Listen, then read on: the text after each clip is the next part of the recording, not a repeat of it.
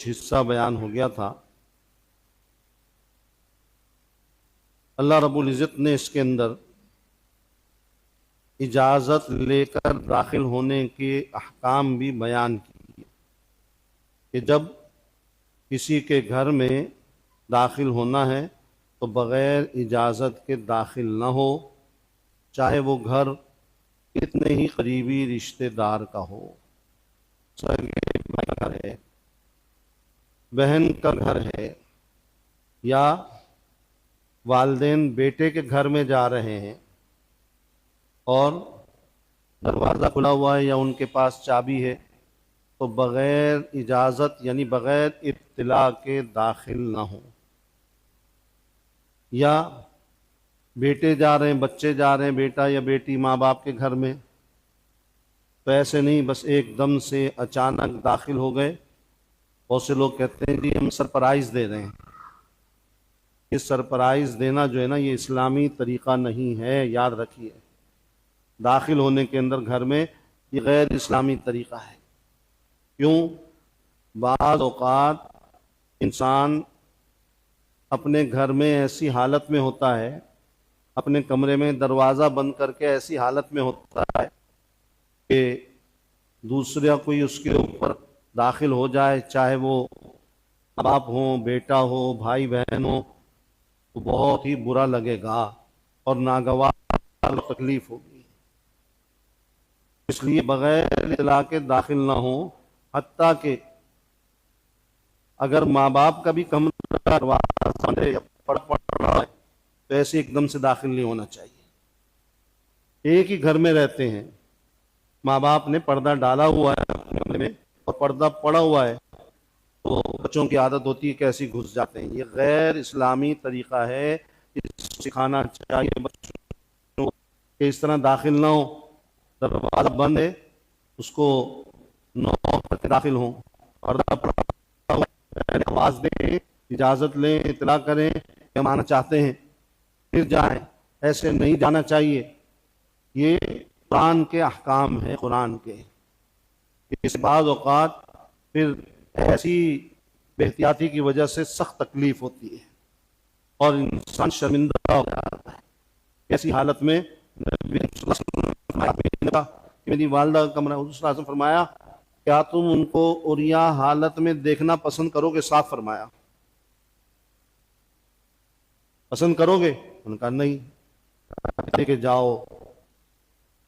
اس لیے گھر ہو یا کمرہ ہو بند، دروازہ بند ہو، پڑا ہو، اس میں اطلاع دے کر جانا چاہیے کہ ان کو پتہ چل جائے اور وہ کہہ دیں آ جائیں، پھر آپ داخل ہوں. اسی طرح ایک اور چیز بچوں کو سکھانی چاہیے. حدیث میں آئی ہے کہ جب کسی کے دروازے پہ جائیں، بیل بجائیں، کھٹکھٹائیں اور پوچھے کون، تو جواب کیا دیتے ہیں؟ جی میں ہوں. یہ میں جو ہے نا، حضور صلی اللہ علیہ وسلم نے سختی سے ممانعت کی اور صحابی کو ڈانٹا. یہ میں کیا ہوتا ہے؟ نام بتاؤ، نام. جی میں آیا ہوں فلاں کام. نام پہلے نام بتانا چاہیے کہ میں فلاں ہوں، اس کے بعد کام بتائیں. اس لیے یہ سکھانے کی ضرورت ہے، یہ سکھانا چاہیے. یہ سب آداب ہیں معاشرت کے جو قرآن نے سکھائے ہیں، قرآن اور اس کے اوپر بڑا زور دیا ہے. اس کے بعد اللہ نے کچھ پردے کے احکام بیان کیے اور بتایا کہ کس سے پردہ ہے، کون محرم ہے عورتوں کے لیے، لڑکیوں کے لیے، کون غیر محرم. دیکھیے اس کا خیال رکھنا بہت ضروری ہے. پہلے تو یہ جاننا ضروری ہے کون محرم کون غیر محرم، اور پھر جاننے کے بعد اس پہ عمل کرنا اور اپنے گھر میں کروانا، اس کا اہتمام کرنا چاہیے. اس کے اندر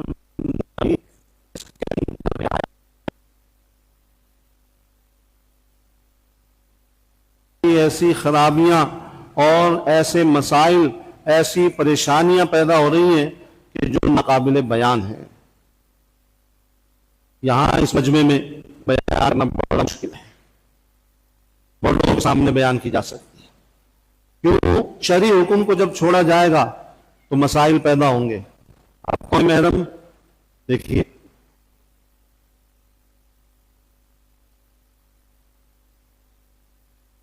بیٹا اور بھائی بھی سگا بھائی، آج کل سب کو بھائی بنایا ہوا ہے. یہ کزن یہ بھی بھائی، یہ کزن یہ بھی بھائی، یہ کزن یہ بھی بھائی. خدا کے لیے اس میں احتیاط کریں. بھائی صرف سگا بھائی ہوتا ہے. جو کزن ہیں ٹھیک ہے، ان سے رشتہ داری ہے، ان سے تعلق ہے، لیکن ان کا حکم محرم کا نہیں ہے، وہ غیر محرم ہے اور ان سے احتیاط کرنی چاہیے. اسی طرح سگے ماموں یہ محرم، سگے تایا اور چچا یہ محرم، سسر یہ محرم، اور داماد ساس کے لیے محرم. یہ ہے محرم. لیکن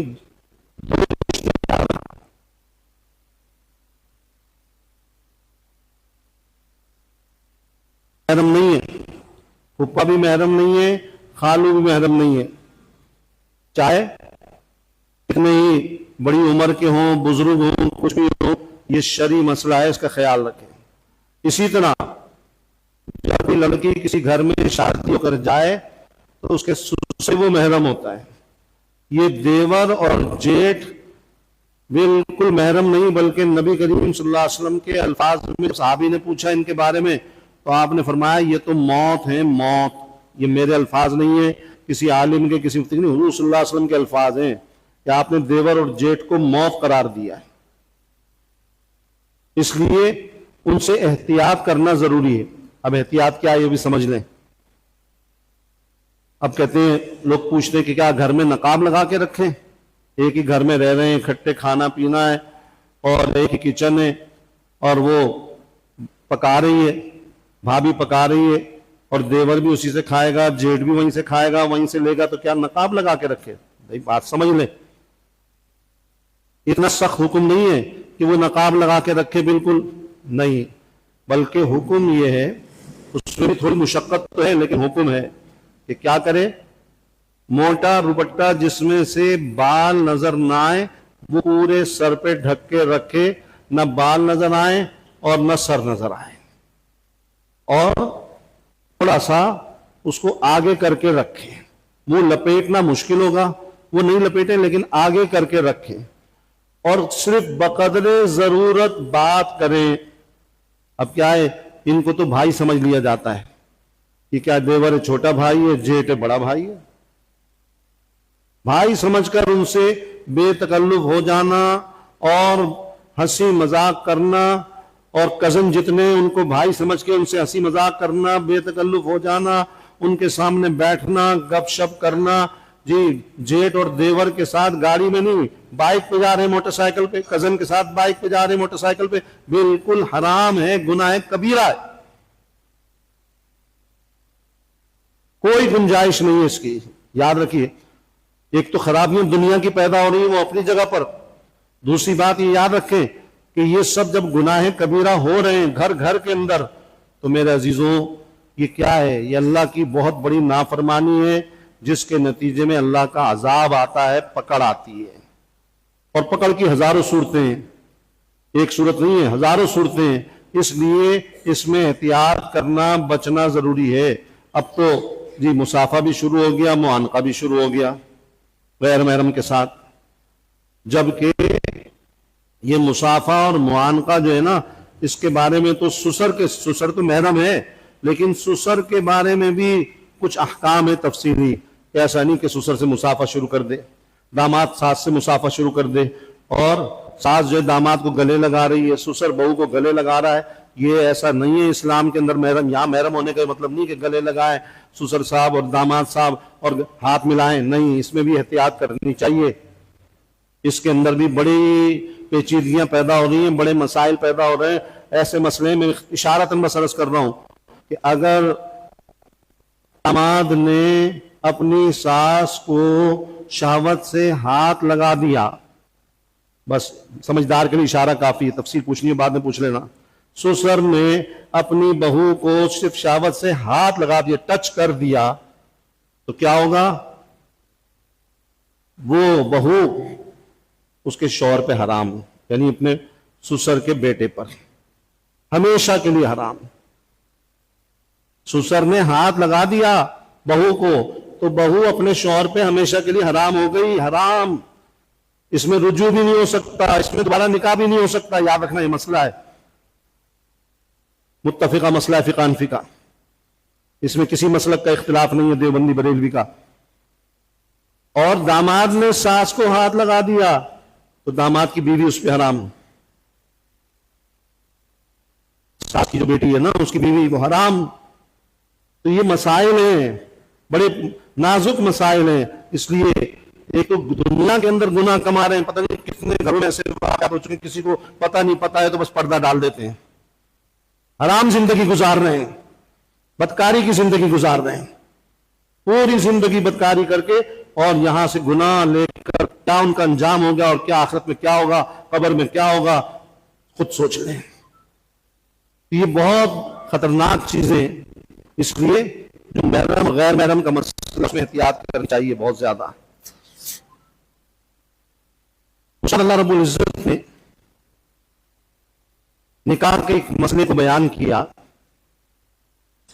وہ مسئلہ بھی میں عرض کروں گا، اس سے پہلے وہ مسئلہ ہے وہ نکاح سے متعلق وہ سمجھ لیں کہ آج بہت چل رہا ہے، جسے کہتے ہیں کورٹ میرج بہت ہو رہی ہے۔ لڑکا اور لڑکی گئے کورٹ میں اور جا کر کورٹ سے نکاح کر لیا، کورٹ میرج ہو گئی۔ تو کیا کورٹ میرج کرنے سے نکاح ہو جائے گا شرعی طور پر؟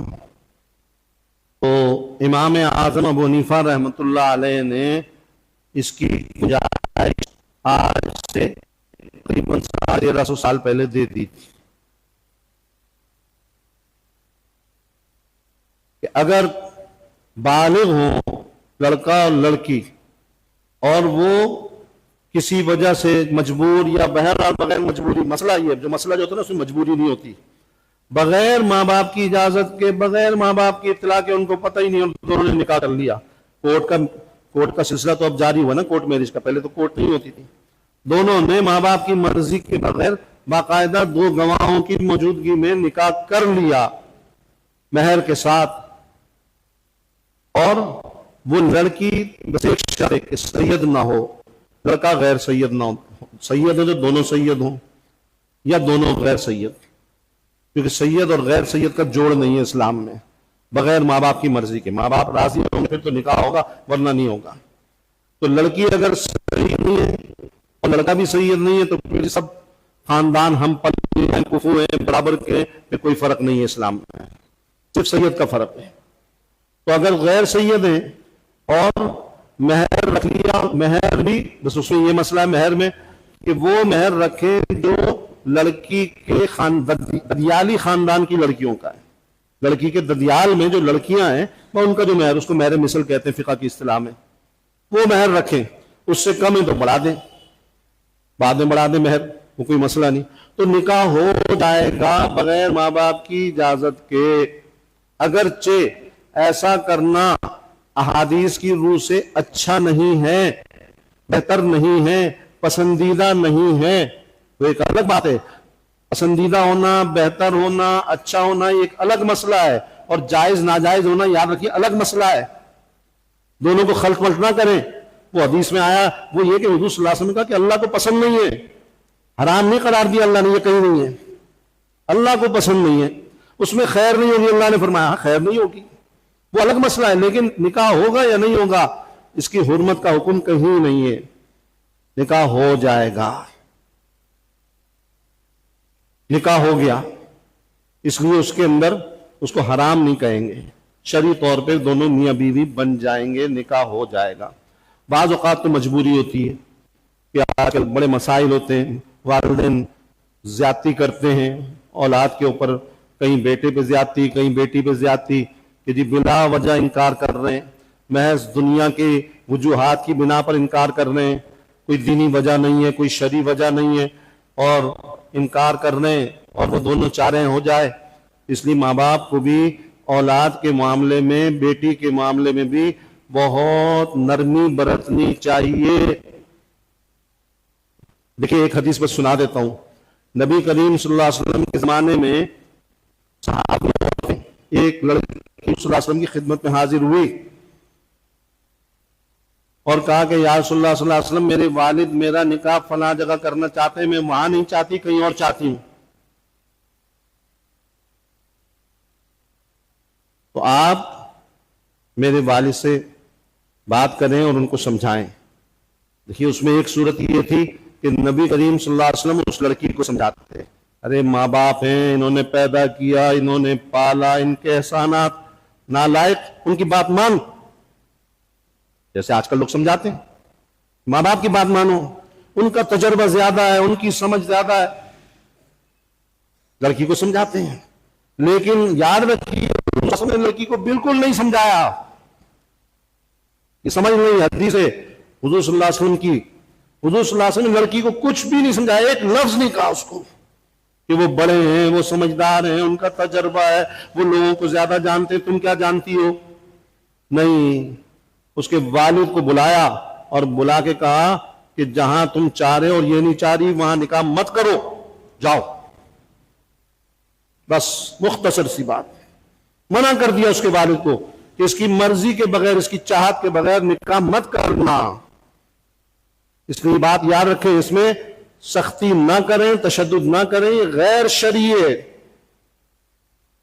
لڑکیوں پر سختی، زبردستی، یہ ان کے قدموں کے اندر دوپٹے رکھ دیے، ہاتھ ماں باپ کی عزت کا سوال ہے، یہ بالکل حرام ہے، حرام ہے، حرام ہے،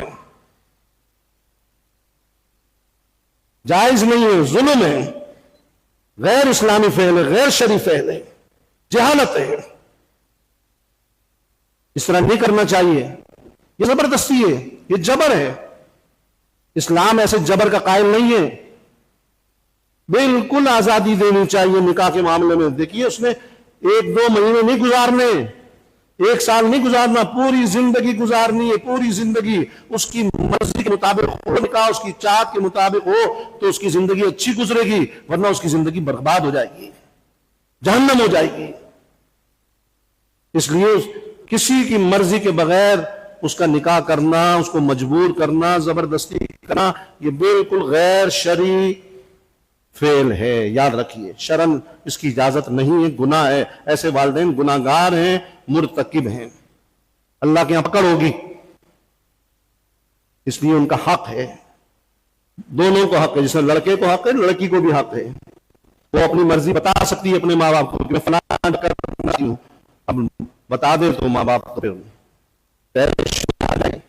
غصے میں آ رہے ہیں. یہ بالکل نہیں، تیش میں آنے کی ضرورت نہیں ہے، غصے میں آنے کی ضرورت نہیں ہے. اس نے بتا دیا ٹھیک ہے، اس کا حق ہے، مجبور نہ کیا جائے. اس لیے امام اعظم ابو حنیفہ رحمۃ اللہ علیہ نے اجازت دی تھی 13.5 سال پہلے کہ ہو جاتا ہے نکاح، مہر مثل ہو اور ہم پلہ ہو، اس کا نکاح ہو جائے گا بغیر والدین کی مرضی کے. باقی انشاءاللہ. الحمدللہ رب العالمین والصلاة والسلام علی سید الانبیاء والمرسلین. ربنا ظلمنا انفسنا وان لم تغفر لنا وترحمنا لنكونن من الخاسرین. ربنا لا تزغ قلوبنا بعد إذ هديتنا وهب لنا من لدنك رحمة إنك أنت الوهاب. اللهم أرنا الحق حقا وارزقنا اتباعه وأرنا الباطل باطلا وارزقنا اجتنابه. اللهم لك الحمد كله ولك الشكر كله. اللهم إنا نسألك من خير ما سألك من نبيك محمد صلى الله عليه وسلم ونعوذ بك من شر ما استعاذ من نبيك محمد صلى الله عليه وسلم وأنت المستعان وعليك البلاغ ولا حول ولا قوة إلا بالله.